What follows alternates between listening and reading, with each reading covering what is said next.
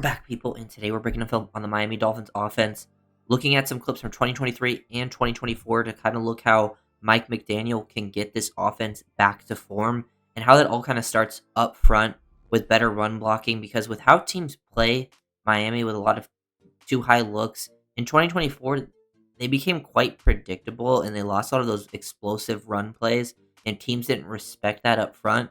And that also, while you lose the big explosive runs and you don't stay ahead of the game with your running game, don't have easier second and third downs to convert, it also hurts the play action passing game where the Dolphins were phenomenal in 2023. They couldn't take as many downfield shots. They were forced to throw it underneath. Teams kept things in front of them. They were able to get more aggressive as the season went on, playing the run and stopping stuff because they weren't afraid of the Dolphins trying to push the ball down the field. So I want to show some of these clips and how we can return back to that form. And I think having a better O-line, staying healthy up front is kind of a key point for the Dolphins in this upcoming season. Things McDaniel can do differently that will maybe kind of blend some of the 2023, 2024. But all these early clips are 2023 stuff. You'll see some 2024 at the end.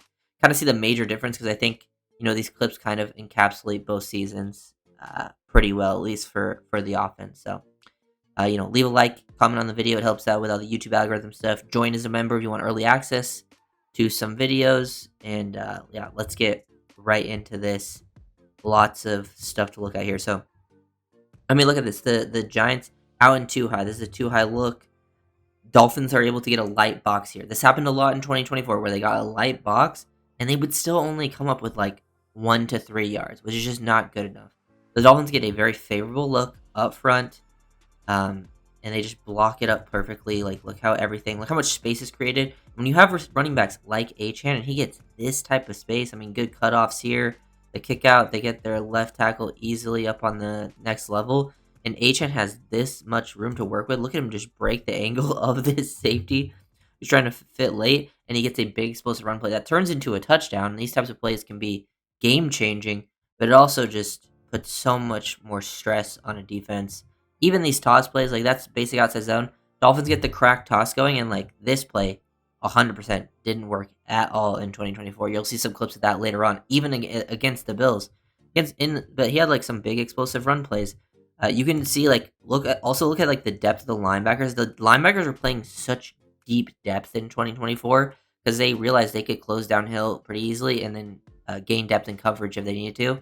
And also it allows better angles to the sideline. But here they actually block stuff up pretty well, able to get to the next level, and it just allows Achane to create a big explosive play. Good stuff from a lot of the combined guys there. So that's why blocking up front is so key.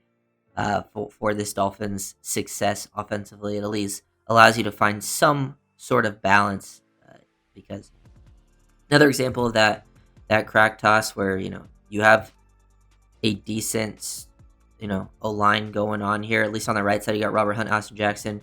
You get the crack from Durham Smythe. Things get blocked up pretty well, and it just allows Achane to hit that next gear. And when did he get lanes like this or any of that type of space to work with this past season? Even up front, just creating big explosives to close out a game. Like the combo here from Connor Williams and Robert Hunt. Hunt climbs up to that next linebacker, and boom, Moser hits through a hole. And I like having a little more of a insert, mid zone type of run, attacking the middle of the field. I feel like that's something the Dolphins can try to excel at in 2025.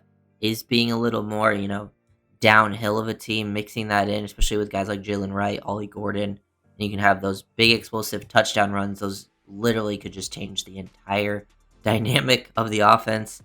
Actually having tight ends be able to do stuff is huge. Look at Julian Hill on the momentum, take this out. Durham Smythe kind of freezes the edge defender and then works the next level, and then you just get him taken out. Boom, momentum block, completely widened, and these angles change everything. If you have a tight ends or fullbacks that are able to create these types of blocks on the move, it makes life easier for everyone else. The running back, the O-line, the angles created, everything is blocked up, and boom, you're gone. You get downhill. And yes, while teams, I think, figured out Miami in 2024, it was there was definitely some figuring out, but I think it was less about getting figured out and more about just the execution and the talent level deteriorated up front. And then that made you more predictable with the stuff you had to do that McDaniel was kind of forced to do because you couldn't do a lot of the basic stuff. that's kind of like why I think, like, here's an example, like Julian Hill having an effective block out in space. This is why I've wanted a tight end that can consistently block. But last year you just didn't really get that from anyone. Like Durham Smythe had a great block here. Look at him combo down with the right tackle, climb up to the linebacker. These are plays that were missed. Receivers blocking well. You got Craycraft blocking on the cut on the outside. That's why I like the addition of guys like Nick Westbrook, Akine. Hopefully, Pharaoh Brown can bring some more consistency. That is, a huge part that needs to be brought, and it allows the running backs to really pick up steam and gain some heat. Uh, Kind of ride the hot hand and carry, and then you turn a lot of those runs into plays like this, where you get the play action game going, and the linebackers now have to respect the run. Because you look at this, look at the linebacker. This was week 1 in 2023. This is when like linebackers really didn't understand what was going to happen with this Dolphins offense. Look at how they're getting sucked down by the play action, the aggressive jumping up front, and look at all this room that is now created. He was able to hit the back foot, throw with anticipation. This is where he thrives, and then him and Tyreek being on the same page.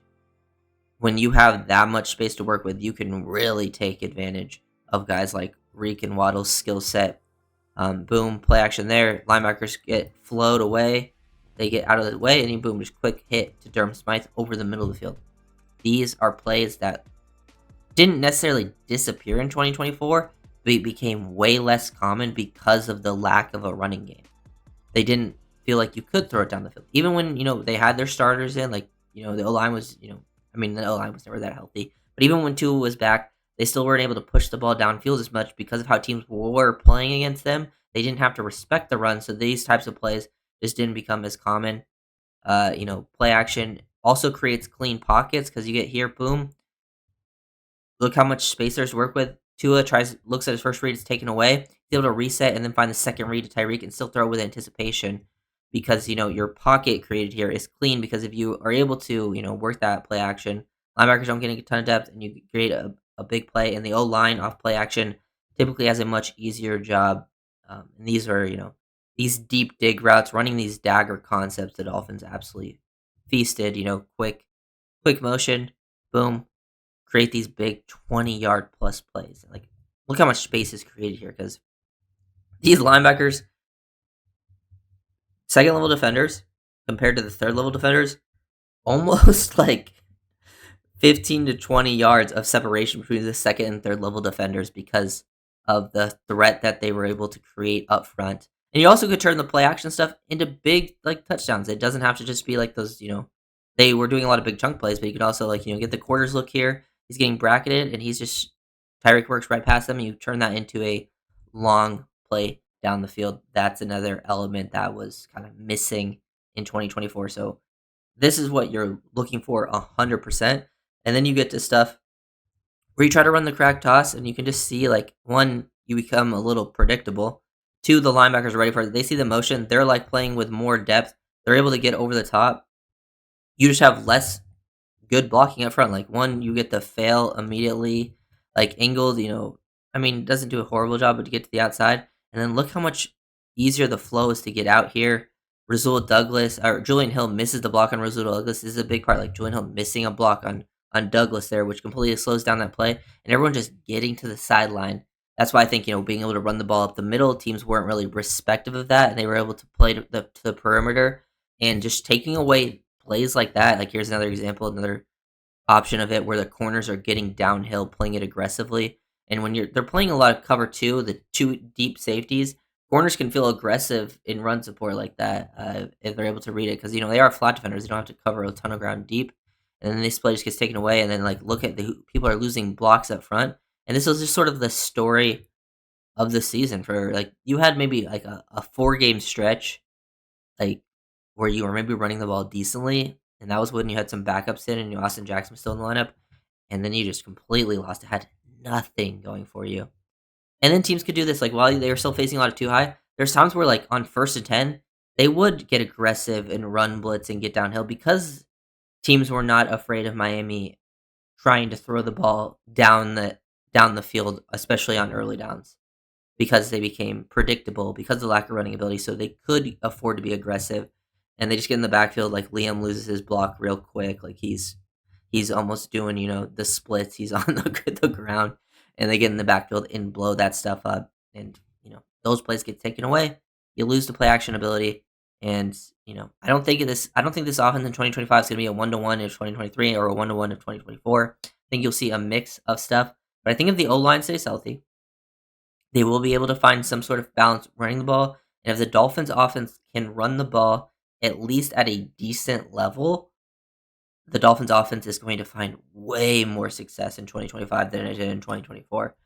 Then it becomes, I think, on McDaniel and Tua's shoulders after the fact to see if they can, how far they can elevate it with new wrinkles from McDaniel and then Tua playing at a decently high level because man, they were getting bullied up front. No run game in this versus, especially against this Packers defense. People losing battles up front. No one getting inserted. O lineman not creating any push, and you don't have that. No play action. They weren't able to really create a lot of stuff, and things getting taken away. No short yardage run. They try to get pick up this short yardage run. Ingold misses his block on the edge, and the play is gonna get blown up because if Ingled's able to kick out just enough there, no linebacker fills up.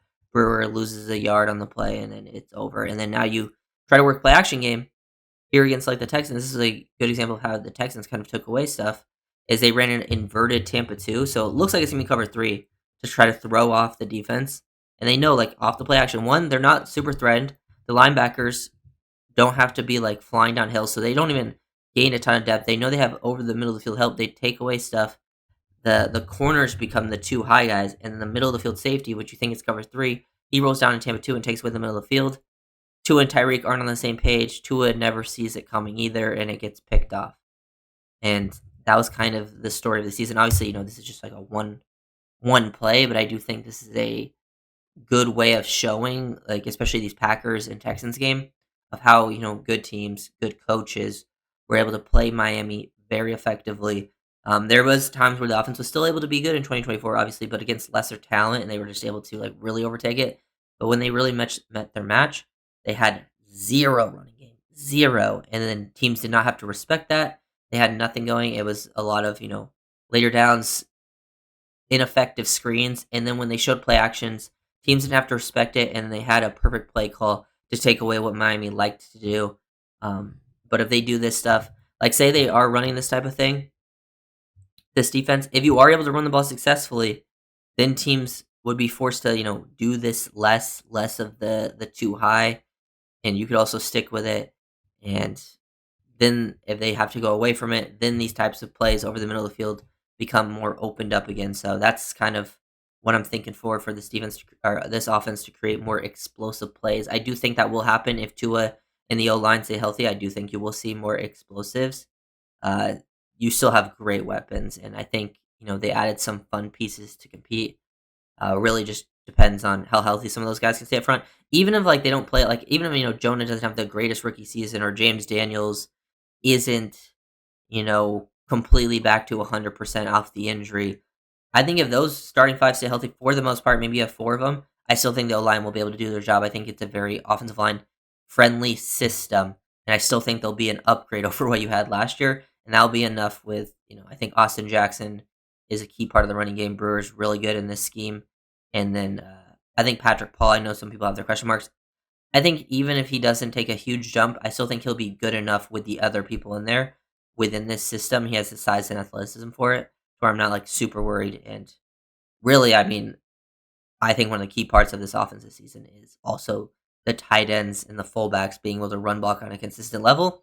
And I do believe having better line, it all kind of keys together. I think the O-line playing at a higher level allows their jobs to be easier, and then playing at a higher level allows the O-lineman's jobs to be easier, which in form also makes your lives easier on the running back, and then it makes the life easier on the quarterback, and then if the life's easier on the quarterback, life is much easier on the receiver. So it all ties together, but it all really starts up front, and that's kind of the key, I think, difference, especially up front from a run game perspective, because if you can run the ball, pass pro, it's so easy in the Dolphin system, especially with all the play action that they're able to do. So if you guys enjoyed the video, make sure to like, comment, subscribe.